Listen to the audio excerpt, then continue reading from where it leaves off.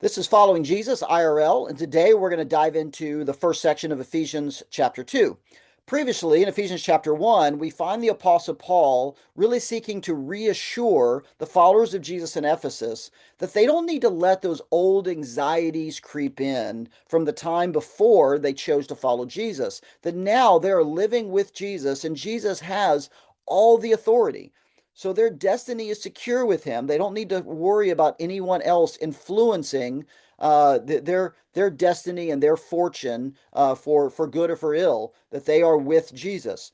So if you want to know anything more about that, if you're interested in that video, I'll put the link in the description, and you can go to that discussion on Ephesians chapter 1 and some of the cultural background that helps us really read that clearly and see that this is rather than the typical debates that happen. This is around that chapter. This is really a pastoral word from the Apostle Paul to the believers in Ephesus. And then as we come to chapter 2, he pivots to reminding them where they came from, right? So you just got done kind of reassuring them. Now he's reminding them where they came from and also where they are now. So let's look quickly at the first 10 or so verses of chapter 2. He says, as he writes at the beginning of chapter 2, as for you, you were dead in your transgressions and sins in which you used to live, when you followed the ways of this world and the ruler of the kingdom of the air, the Spirit who is now at work in those who are disobedient. All of us also lived among them at one time, gratifying the cravings of our flesh and following its desires and thoughts. Like the rest, we were by nature deserving of wrath. But, so when he's making that another pivot, he says, but because of his great love for us, God, who is rich in mercy, made us alive with Christ, even when we were dead in transgressions. It is by grace you have been saved. And God raised us up with Christ and seated us with him in the heavenly realms in Christ Jesus, in order that in the coming ages he might show the incomparable riches of his grace, expressed in his kindness to us in Christ Jesus. For it is by grace you have been saved through faith, and this is not from yourselves, it is the gift of God, not by works, so that no one can boast. For we are God's handiwork, created in Christ Jesus to do good works, which God prepared in advance for us to do. So, for ages, there has been this tension between grace and works, and kind of tying that to salvation and just different debates about what we should do, or just just how free is grace, and these kind of debates that have taken place, and certainly in most Protestant and especially evangelical church circles, if you're from that kind of background, grace gets a lot of emphasis, right? And grace gets a lot of airtime in the New Testament. So it's an important idea. The thing that we often miss, I think, in our modern reading of a passage like this is the cultural backdrop. Paul is not writing in a vacuum. Paul is using something from the culture to explain the concept of God's relationship to us as human beings and as followers of Jesus.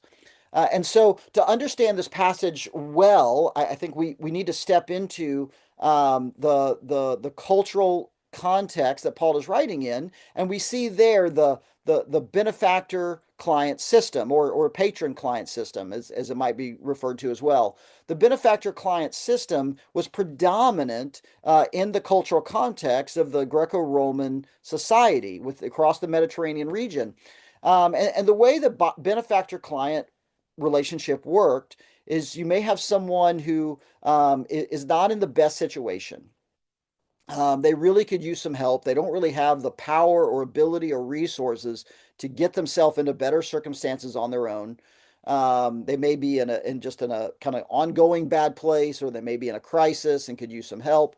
And someone gets connected to them, and learns of their situation. And this person has power and resources and status and position. And so this person makes a move. They take the initiative. They offer a gift to say, hey, I'm going to bring you out of this circumstance into a better situation. And so they essentially become their benefactor. And the person in the role of the client, the receiver of this gift, it's something they could never repay in kind. They don't have the resources, the power, the ability, the status, the position. They could never repay it in kind. They receive this gift from the benefactor. Now, here's the thing that we sometimes miss, because what has often happened with grace is we kind of make it into almost like an intellectual assent, where if we just kind of name this fact, but that leaves out the relational component that is actually taking place within this passage and within the benefactor client system that Paul is using to explain this concept of our connection with God. Um, and so when a benefactor brings a client into a better situation, again, they become just that. They become their client. The receiver of the gift becomes someone that is now in a relationship with the benefactor, and therefore they now owe the benefactor their loyalty, their allegiance. Again, they can never repay it in kind. They did nothing to earn it. It was a gift given to them that they could never have purchased on their own. All of those things are outside of their ability. The concept of who gave the grace is clear. Who received the grace is very clear.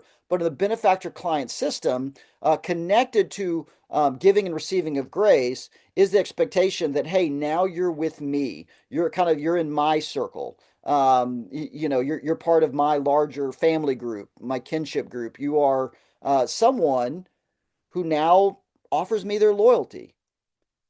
And so, as we think about our daily lives in Christ, as we get practical with what it means to follow Jesus in our real lives, um, this passage brings us back to that. First, let's be thankful. I mean, let's just be let's just be overjoyed and thankful that we've received this free gift. That as a benefactor, God did not have to give.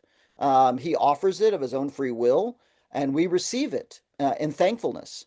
But as a result, as we get practical with this, we have to ask ourselves about our own loyalty and faithfulness. I mean, am I again not a guilt? I'm not talking about whether we never sin or mess up. That's not what we're talking about here. But just where is our loyalty? We think about our different cultural identities or our partisan loyalties, the different idols that we allow in our lives, the things we put our trust in. What grace is constantly calling us to is a greater allegiance to that great benefactor, which is God through Jesus Christ.